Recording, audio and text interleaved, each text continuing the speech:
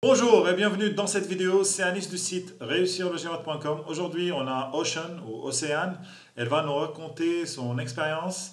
Donc elle est ingénieure, elle a fait 5 ans d'études en ingénierie civile et elle a postulé à un Masters in Management en France. Elle a été admise à l'ESSEC en programme Grande École. Donc elle va nous parler de tout ça aujourd'hui dans cette interview. Alors, Océane, donc toi, tu as bossé 5 ans dans une école d'ingénieur. Tu as appris beaucoup sur génie civil. Donc, tu es censé faire des bâtiments, faire des calculs de structure pour des ponts, pour des grands projets, pour tout ça, quoi. Pourquoi tu as postulé à un Masters in Management en France? Raconte-nous un peu tout ça.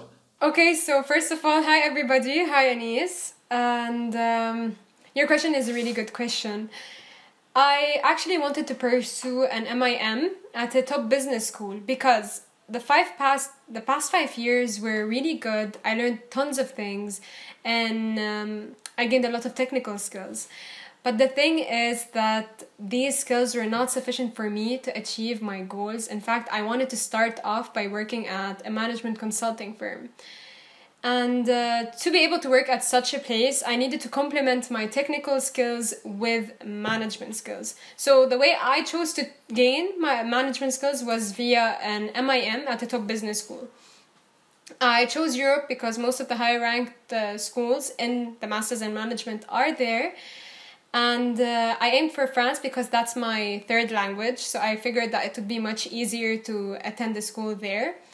Also, I really wanted to attend a grande école because of it goes for the prestige, it goes for the curriculum, and all the good positive advantages one could gain in this program. Ok, très bien, c'est très logique. Donc, les compétences que tu as acquis pendant tes 5 années d'ingénieur étaient très techniques, donc ça ne te permet pas trop de postuler à des cabinets de conseil en stratégie. C'est très bien, ok. Maintenant, on va parler un peu, donc, pour postuler en admission parallèle à des grandes écoles en France de commerce, il faut faire le GMAT. Donc le GMAT, c'est un test standardisé, très important pour l'admission dans ces écoles-là. Donc raconte-nous un peu ton expérience avec le GMAT, comment tu l'as préparé, combien de fois tu l'as pris, combien tu as eu. Raconte-nous un peu toute l'histoire. Okay, so basically the GMAT is a really important thing on your application, and to enter a top business school, we're aiming for a 690 or 700 score at least. So I knew that back in September, but I started studying for my GMAT only in December, and I aimed on presenting it in January. I didn't really know much about it, but I downloaded all the books, solved all the questions, did all my research, tried everything, but I really got a low score, and it was only 590, and that wouldn't have gotten me into the place where I want to be later on. But I did tons of research, contacted so many people, checked out different courses, and I finally met the Réussir le GMAT crew, and I got to speak to you. It was really great, I have to say, especially after the first hour where you and I spoke and you examined me and you gave me the idea of like a 3-month plan where we get to do a combination of two things in parallel, which was the online platform, the videos, and private lessons 2 hours per week. In fact, that was like the best advice anyone could have given me, because I ended up with a 710, and I'm really glad that 710 got me admissions. Ok, raconte-nous un peu. Alors, tu as pris la plateforme en ligne et tu as fait des cours particuliers en parallèle. Ok, qu'est-ce qui a fait les différences? Pourquoi ça n'a pas marché avec toi quand tu as préparé avec les méthodes classiques? Et qu'est-ce qui a fait la différence? Est-ce que ça vaut vraiment le coup de se préparer sur cette plateforme? Est-ce que les cours particuliers à côté, ça a été bien, c'était pas bien? Donne-nous un peu ton avis sur tout ça. Comment ça t'a aidé vraiment à... Tu as gagné combien? Tu as eu 590 et là tu as eu 710, donc ça fait 120 points. Donc c'est excellent, quoi. So in fact, the thing is that because I'm an engineer, so I definitely have a math background, and my English language skills are definitely, up to the level. But the thing is, GMAT is not a standard test. It's not the typical things we see. So I definitely needed help to not reinforce things I already know, but to teach me new tips and techniques. And that's what the course had to offer. So the online platform was really clear. It was really, everything was so separated, like for the math, the quantitative section, there were chapters, their explanations, and their exercises, and each of the exercises had different levels for problem solving and quantitative, and it was very clear. Each chapter would have its own strategies, tips, and tricks to solve each type of question. I have to say I was actually impressed, because some questions that I never thought I would solve in under 3 minutes, I would solve in 30 seconds just because of one new trick that I learned. And that's even though I have a math background. As for the English, the 3 sections were really clear. They were really well explained, all the grammar rules for sentence correction, and the tips and tricks there that really help you cut down on time, because you're already, if you stay too long on a question, you'd really lose a lot of time. The ways to tackle the reading comprehension was really good. The advice that he would give was like, don't just cut it short, read the text, like he would give all the perfect strategies. And for critical reasoning, actually that's where I felt where I most improved, because I would solve questions in way shorter time. And that's for the online platform, but the 2 hours per week were key to my success, I believe, because the GMAT crew was so amazing, so professional, because they would come and reinforce tips and tricks I already learned. And it's like they tailor this session or this course for me personally, so they would tend to my needs. Like not everybody has the same level, not everybody has the same goals, so they would say, okay, so you need to try and solve this in under 1 minute, so they would push my limits. If I said I would solve this in 2 minutes, they would tell me you can do it in 1, and they'd push me. So that really helped out, and that's how I got my 710 score. Yes, c'est ce que je raconte en fait à tous nos élèves, c'est que quand on bosse avec les méthodes classiques, on a des questions, on a des livres, mais on n'a pas des stratégies au final. Donc on n'apprend pas des stratégies qui nous aident à faire les questions rapidement et facilement, parce que le GMAT aussi c'est un test, il suffit pas de savoir la réponse, mais il faut la faire en moins de 1 minute 30, ce sera ça l'idéal. Donc c'est ce que j'apprends à ceux qui me contactent, c'est ce que je leur dis, c'est qu'il faut vraiment apprendre les stratégies, et c'est ça qui va vous permettre de réussir le GMAT. Bien évidemment, faire les cours particuliers aussi c'est très intéressant, parce que ça te pousse vraiment à bosser, à travailler toute la semaine, parce qu'il y a quelqu'un qui va te challenger à la fin de la semaine, tu sais ça, et donc tu bosses très bien pour ça. Ok, très bien. Alors maintenant on va parler, donc le GMAT c'est très bien, je te félicite, c'est un super score que tu as eu. Maintenant, mais c'est pas suffisant, il y a aussi les essais, le dossier, le CV, tout ça.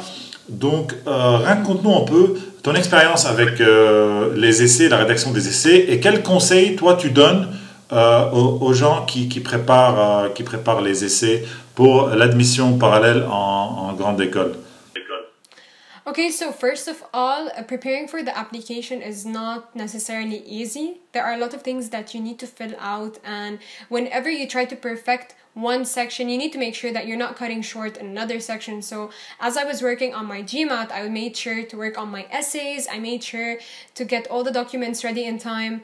And basically, so the essays are really important because they show you, they are pitching your profile, because you don't get to talk to these people first. They are screening you. So for the essays, they would ask really personal questions sometimes, and general questions too. And I had the language to do them, but I definitely lack structure at different points. And which is why I ended up asking you, Anis, for advice, and you really gave me tips and tricks that helped me out. I was able to restructure the essays in a right way. And Réussir the GMAT team would help me review. They would help me go over my essays, check the word limit, make sure that I got the right point in the right place, fix the ideas in the right order. And yeah, so basically that really helped me cover my essays and get them ready in time. Yeah, and what I would advise people is that not to only focus on one part of your application. So if you're still a student, it's not only about your grades, like you do need good grades, but it's also about the overall profile and how you portray it. So you need to work on your resume, your CV, you need to work on your essays, and I do recommend getting professional help. Because as much as you know, there are always better ways to do something, and that would really increase your chances. Ok, donc pour les gens qui postulent à des écoles de commerce, qui viennent d'un profil peut-être atypique, on va dire, tu es ingénieur déjà, donc tu as fait 5 ans d'études déjà. Qu'est-ce que tu conseilles en fait? Il y a le GMAT, il y a l'essai, il y a l'expérience professionnelle, d'accord? Mais il y a une partie vraiment très importante dans le CV que beaucoup de gens négligent. Qu'est-ce que tu conseilles, toi? Comment améliorer le profil pour le rendre vraiment intéressant? Qu'est-ce que tu suggères, toi? Okay, so basically business schools are looking for diversity. That's one of the factors they look at. They are not looking for people who can get a 4.0 GPA. Only. They are looking for someone who might have a 3.5 GPA but has done tons of extracurricular activities, because they know that person has experienced different things and perhaps might be more open-minded because of these experiences. So not only do I recommend doing internships or professional experiences or perhaps a job somewhere where you have to interact with people, where you have to undertake responsibilities. That's what they will see on your resume. That's what they will see. Okay, so this person undertook responsibility and he had to complete the task. And basically your internships or your professional experience talk about you as a person, where you were, where you invested your time, and what were you doing in this time that you had. I also took these 5 years to open up a club at my university. I focused on my extracurricular activities to build a profile, and I tried to improve something. So that shows another aspect of my personality just on that one paper, which is my CV. It shows that, okay, so this person took initiative to do something for the greater good. And I also worked on my volunteering experience, which really helped out, which really gives a lot of added value, because they also see that this person is ready to give more than himself, and he's ready to sacrifice time and energy for others. And that's what they're looking for a person. They're looking for a person who's ready to give, who is ready to put the work, who is ready to take everything seriously. They're not looking for someone who is perhaps only a bookworm. They definitely want smart students, but they are also looking for people who are ready to give back when the time comes. Justement, surtout, c'est des très bons conseils, surtout quand vous avez fait une école un peu, on va dire, inconnue, pas très connue en Europe, comme l'école que Océane elle a fait.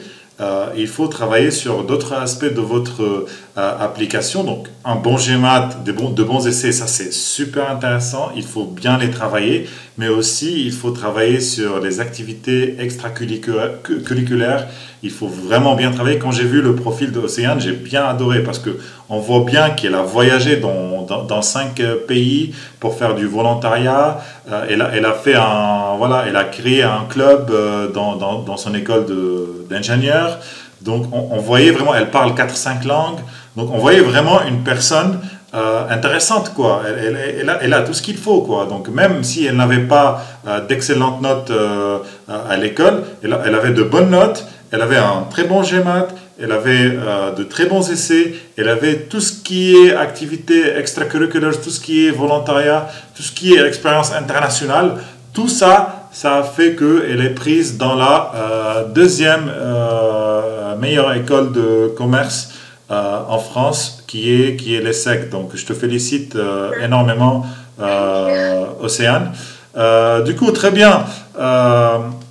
Je suis très content que tu es avec nous aujourd'hui, Océane, et très content que tu as pu avoir l'école que tu veux. Donc, et pour tous ceux... Oui, donc et pour tous ceux qui veulent vraiment préparer le GMAT, vraiment avoir un super score sur le GMAT, je vous invite à descendre juste dans la description de cette vidéo-là. Il y a un premier lien juste là. Vous cliquez sur le lien, vous aurez accès à une formation totalement gratuite qui va vous aider à réussir le GMAT. En plus de ça, si vous avez besoin de renseignements pour savoir vraiment comment réussir le GMAT, comment préparer un bon dossier pour que ce soit des MIM, des MIF, des MBA, il y a juste mon numéro et juste notre email. Vous pouvez nous contacter pour avoir plus de renseignements. Sur ce, je vous souhaite une excellente journée et je vous dis au revoir.